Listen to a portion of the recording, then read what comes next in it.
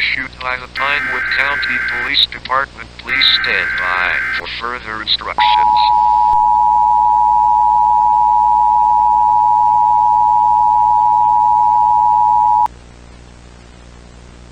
The Pinewood County Police Department has issued a chemical hazard warning.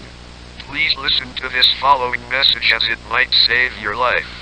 We have gotten reports from citizens across our county about a potentially dangerous group setting of gases all over the county. We urge citizens to not approach these individuals as they might be violent. But whatever you do not inhale the gas. If you inhale it, call emergency services immediately. We are currently unsure as to what does this gas consist of. Neither do we know what their true motives are. However, these individuals seem to be in a hypnotic-like state as their movements seem unnatural and way to coordinated with their eyes also don't look natural.